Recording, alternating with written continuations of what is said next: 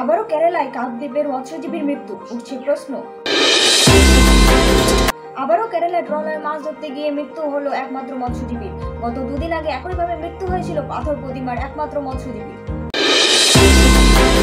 উল্লেখ্য, গত 1.5 মাস আগে মাছ ধরার উদ্দেশ্যে কেরালায় রওনা দিয়েছিল কাকদ্বীপের এক মৎস্যজীবী। ওই মৎস্যজীবীর নাম হরিদাস, বয়স আনুমানিক 48 বছর, বাড়ি কাকদ্বীপ বিধানসভার অন্তর্গত 8 নম্বর কালীনগর পশ্চিম গঙ্গাধরপুরে। স্থানীয় সূত্রে জানা গেছে, গত 1.5 মাস আগে হরিদাস মাছ ধরার উদ্দেশ্যে রওনা দেয় কেরালাতে। রবিবার পরিবারের কাছে খবর আসে হরিদাস ট্রলার থেকে পড়ে মারা গেছে। আজ সকালে পরিবারের কাছে হরিদাসের নিথর দেহ এসে পৌঁছয়। কান্নায় ভেঙে পড়ে পরিবারের সদস্যরা।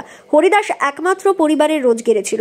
হরিদাসের পরিবারের সদস্যরা জানায়, হরিদাসের 2 মেয়ে, 1 ছেলে। এই বছরই হরিদাসের ছেলে মাধ্যমিক পরীক্ষা দিচ্ছে। অভাবের টানে তারা কেরালায় মৎস্য ধরার উদ্দেশ্যে গিয়েছিল।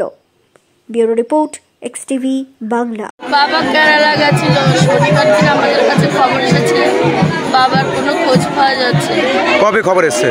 রবিবার দিন আমরা শুনেছি, রবিবার দিন সকালে আমরা শুনেছি বাবার খোঁজ পাওয়া যাচ্ছে। শনিবারে বাবার সাথে দুপুরবেলা কথা বলেছি, বাবা তুমি কী করছো বাবা? বাবা বলে আমি মাছ তুলেছি, মাছ তুলে আমি এখনো কিছু খাইনি। ওইটুকুনি আমার সাথে বাবার কথা। বাবা কি একমাত্র রোজগারে ছিল? একাই ছিল আমার বাবা। আমাদের ফ্যামিলিতে আর বড় কেউ নেই। আমি হলাম আমার বাবার বড় মেয়ে, আমার ভাই, তারপরে আমার বোন, সবার ছোট। আপনার নাম? আমার নাম মাম্পি দাস। বাবার নাম? বাবার নাম হরিদাস। অ্যাকচুয়ালি এখানে উনি মৎস্যজীবীর পরিবারের লোক, একজনই ইনকাম করে। সেই জায়গায় ওনার পরিবার তো 2 মেয়ে, 1 ছেলে। সেই জায়গায় তাদের পড়াশোনারও খরচ আছে এবং এখানে উনি মৎস্য শিকার করতে করতে অনেক দেনা হয়ে যায়, মাছ জালি করতে করতে। তখন অভাবের তাড়নায় উনি কিন্তু কেরালায় গেছেন। তো কেরালায় যথেষ্ট ভালো ইনকাম আছে, তাই গেছেন। সেখানে গিয়েই এই দুর্ঘটনা ঘটে। কবে জানতে পারলেন? শনিবার ভোর থেকে ওইখান থেকে খবর দেয়। আরেকটা তার ছোটো ভাই ছিল একই বোর্ডের মধ্যে, খবর দেয় যে দাদাকে পাওয়া যাচ্ছে না ভোরবেলা থেকে। তখন এখান থেকে সবাই ফোনে যোগাযোগ করে এবং প্রশাসনের কাছেও যায় সেখানে কেরালায় গিয়ে।